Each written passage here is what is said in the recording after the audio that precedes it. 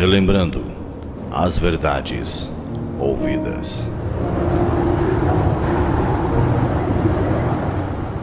Está escrito em Hebreus capítulo 2, verso 1. Por esta razão, importa que nos apeguemos com mais firmeza às verdades ouvidas, para que delas jamais nos desviemos. Hebreus capítulo 2, primeira parte, por William Marion Branham. Possa Deus dirigir esta casa, neste tabernáculo nesta manhã.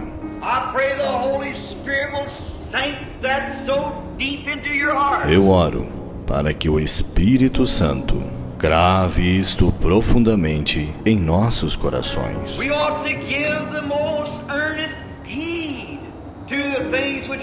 Importa que nos apeguemos com mais firmeza às verdades ouvidas.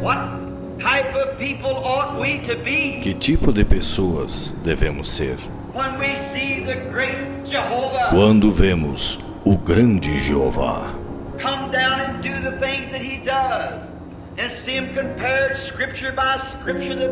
descer e fazer as coisas que ele faz e vê-las comparadas, escrituras por escrituras, que elas são a verdade?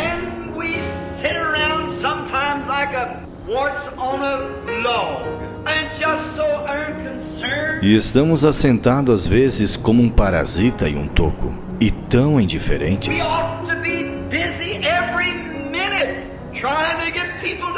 Devemos estar ocupados a cada minuto, tentando levar pessoas a Cristo. Devemos ser rochas vivas.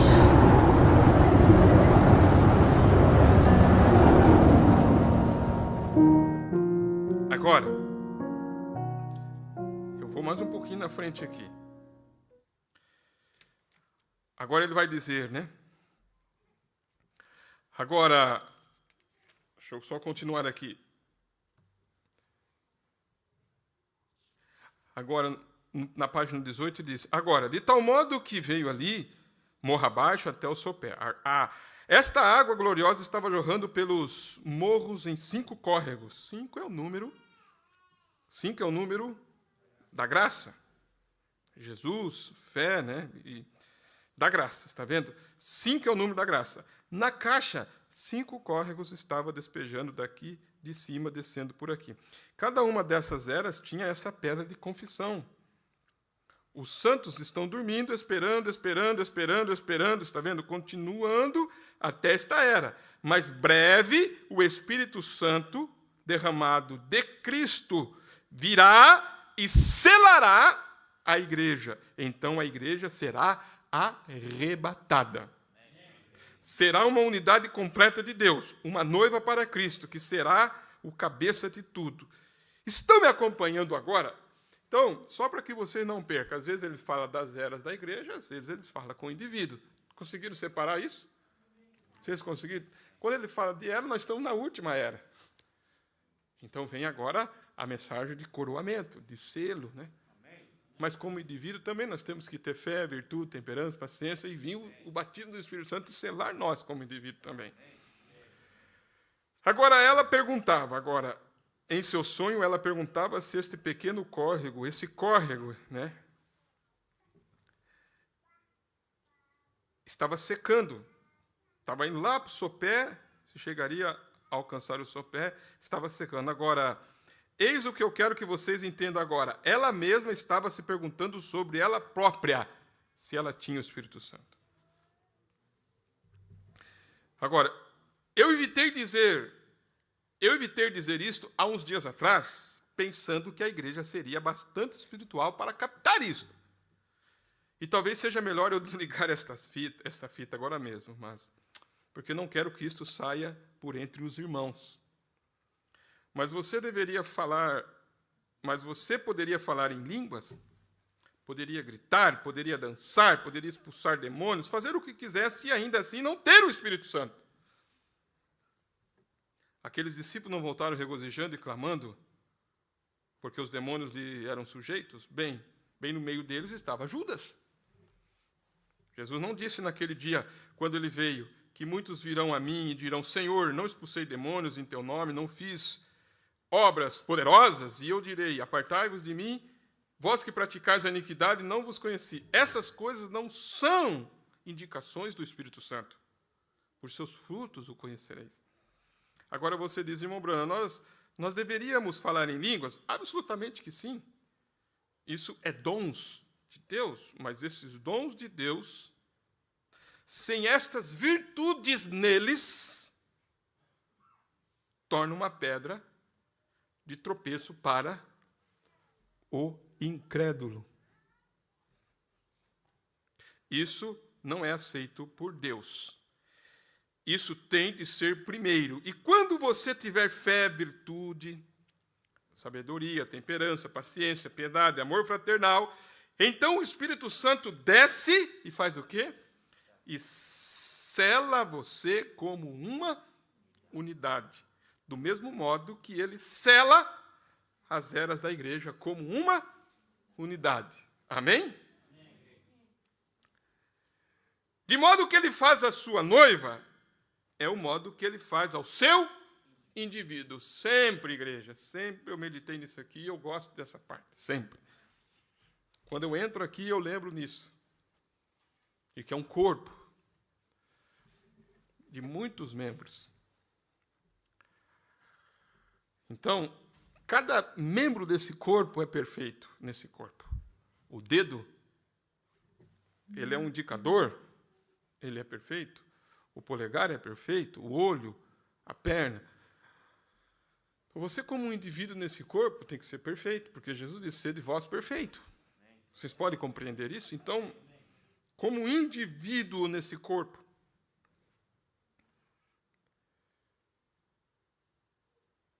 então, feito do mesmo material, como Eva foi feita de Adão, é uma costela de Adão, aqui estão as coisas que você tem que ter primeiro. Você não pode personificá-las. Você não pode imitá-las. Elas têm de ser mandadas por Deus e nascidas de Deus. Imitação só causa confusão. Imitação só causa confusão. É como eu disse, poderia imaginar ver uma ave que come carne podre, sentada ali com a pena de rolinha fincada em suas asas e dizer, veja, sou uma rolinha? Ele está dizendo, vê um corvo, um penas de pavão, chega a dizer, né, de rolinha. Ela não é uma rolinha, é uma ave que come carne podre. É um abutre.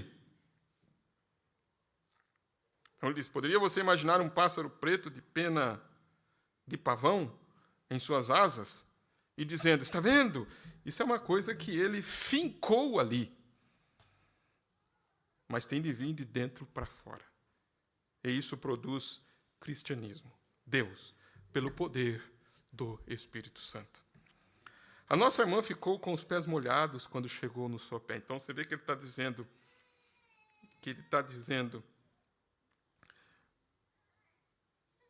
como que ele está dizendo que, ele disse assim, eu evitei de falar isso para a igreja.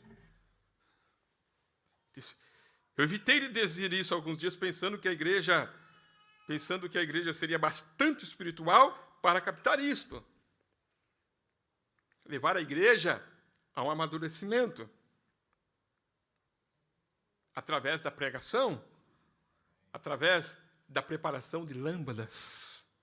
Porque esse é o assunto, né, irmãos? Então vem o anjo selador. Como que ele sela? Através da pregação do Evangelho. Você ouve a palavra está sendo pregada, está sendo derramada a mensagem. Vocês estão entendendo? Bom, agora ele disse aqui, ó, então não temos que fingir nada, porque ele disse, a imitação só causa o quê? Só causa confusão. Então, o que nós temos que fazer? Dentro disso, então, eu quero ir colocando essa palavra de Paulo. Nós temos que operar a nossa eleição com temor e tremor. Você vai começar a operar a sua eleição. Vamos chegar aqui.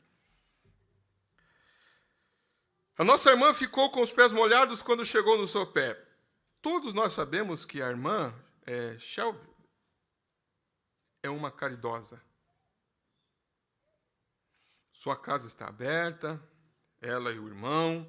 Não importa se for vagabundo, mendigo, ou seja o que for, eles dão de comer. Fazem qualquer coisa que podem para ajudá-lo. Deus aceitou isto, a parte do seu fundamento. Agora, compreende essa lição. Então está dizendo, ela viu que chegava aquilo no sopé. Aí ele vai explicar, olha só. Agora, compreendemos essa lição. Eis o que está errado com... Eu não deveria pôr em funcionamento para isso. Eu estava receoso de deixar a gravação. Vocês entenderam, igreja? Vocês estão entendendo, irmãos? Eu estou indo bem devagar. Eu falei assim, não sei se eu falo, porque a igreja talvez não vai ser madura para entender. Ele disse, olha, eu deveria... Eis o que está errado com o tabernáculo Brana. Vocês estão vendo? Tem dois tipos diferentes de fé. Ele disse, olha o que está errado. Ele disse que essa irmã era caridosa. Você viu, irmão? Essa irmã era caridosa. Dava de comer. E tudo. Sua casa aberta. Ele disse, mas aquilo era parte. Ele disse, aquilo era parte. É parte do fundamento. Aí ele disse, olha o que está errado com o tabernáculo. Tem dois tipos de fé. Tem dois tipos diferentes de fé. Tem dois tipos diferentes de virtude. Como eu afirmei o outro dia. Dois tipos diferentes de sabedoria. Dois tipos diferentes de temperança. Um acha que é proibição. Está vendo? Ele diz, não é esse tipo de temperança que Deus está falando. É aquele temperamento ímpio, incontrolável que você tem. Aquele temperamento ímpio, temperamento incontrolável, ele diz, que você tem. Medite nisso agora. E coisas desse lado voltam. Polêmica, paciência e assim por diante. Tem um escárnio disso, um fingimento de ser, uma fé dada por natureza, uma virtude dada por natureza, tem uma temperança dada por natureza. E todas estas coisas são dadas por natureza. E a maior parte da nossa fé é mental. Pelo ouvir a palavra, nós traz-nos ao conhecimento mental de Deus. Mas se isto vier de cima, ele diz, irmão, se chegar a alcançar isto, tem uma fé pia espiritual. Então, o que esta fé faz?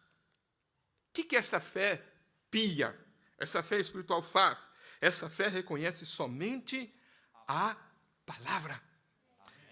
A fé intelectual, ela arrazoa. A fé intelectual arrazoa as coisas. A fé espiritual, ela não arrazoa. Esta é a fé que o profeta disse que tem músculos.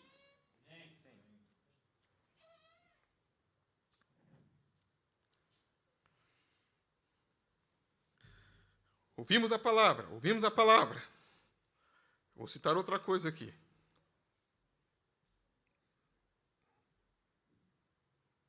Quer ver?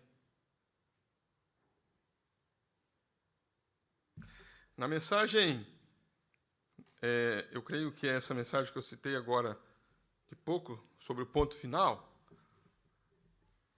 parágrafo 20, sempre, quando vemos essa citação do profeta nesse sermão, Ele disse, eu creio que a igreja está começando a ouvir a mensagem. Está começando a entender. Ele está pregando essa mensagem aqui, eu creio que é 1965, Rebeca. Vocês têm aí, né? Aquela que eu citei sobre o ponto final. Qual que é essa mensagem mesmo? Escreve para mim aqui. É o único lugar de adoração provido por Deus para... É o único lugar de adoração, né? O único lugar de adoração. O único lugar de adoração provido por Deus. Nesse sermão, o profeta faz duas citações. Quando ele começa a falar aqui, no parágrafo 1º do sermão, ele diz, bom dia, estou alegre de estar aqui nesta manhã, estamos contentes, desfrutando deste grande companheirismo ao redor desses antigos cânticos de fé. Nós amamos isso. Vocês amam o coro, amém. Isto é o que ele é. Ele é o amém. Vejam, ele tem a última palavra a dizer. Amém. Ele disse, eu estava sentado ali conversando com o meu antigo amigo, o irmão Brown, enquanto se entoavam os cânticos. Isso aqui, irmãos, o que eu vou citar para vocês aqui, eu sempre li essa citação do profeta, há anos, meditando nas minhas meditações, eu tenho esse parágrafo anotado. De que forma, igreja, eu tenho esse parágrafo anotado? Dessa forma aqui, ó. O profeta disse que estava conversando com esse irmão enquanto eles estavam cantando, certo? Vocês compreenderam? Esse irmão, né, Brown, né, Brown, ele disse, olha o que esse irmão disse para o profeta. Irmão Brana, eu nunca tinha visto até ontem aquilo de que o irmão tem falado. Esse é o ponto, essa é a meditação séria, profunda, idônea, que eu quero deixar para a igreja. Idônea, quero deixar com palavras idôneas, sóbria aqui, ó. Palavra sóbria. O irmão estava conversando com o profeta e ele disse o quê? Irmão Brana, eu nunca tinha visto até ontem aquilo de que o irmão Brana tem falado. Disse, se as pessoas simplesmente pudessem se envolver com aquilo a respeito do que o irmão tem falado, disse, todo o obstáculo se removeria do caminho. Todo. Então, o que está faltando? O que está faltando? Se envolver com aquilo que o profeta tem falado. Não se envolve com aquilo. Tá. Aí, vocês entenderam como que esse irmão reagiu? Quantos entenderam? Como que você imagina que esse irmão fez? Mombrana, eu imagino ele dizendo, olha, eu não estava entendendo. Eu não tinha visto dessa forma até quando? Até ontem. Até ontem. E muitos não têm visto até hoje.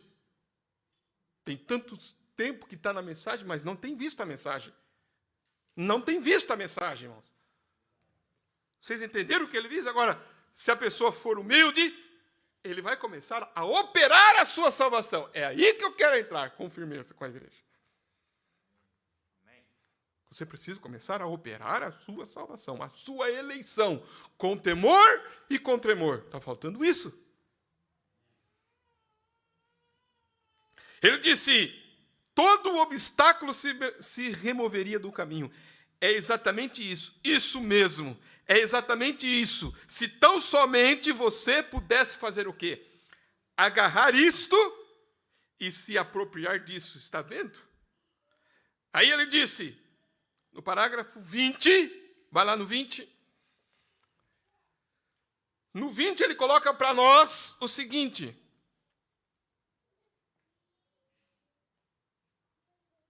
Eu creio, deixa eu ver se é o 20. Eu creio que a igreja está começando a ouvir a mensagem. Coloca essa palavra aí, eu creio.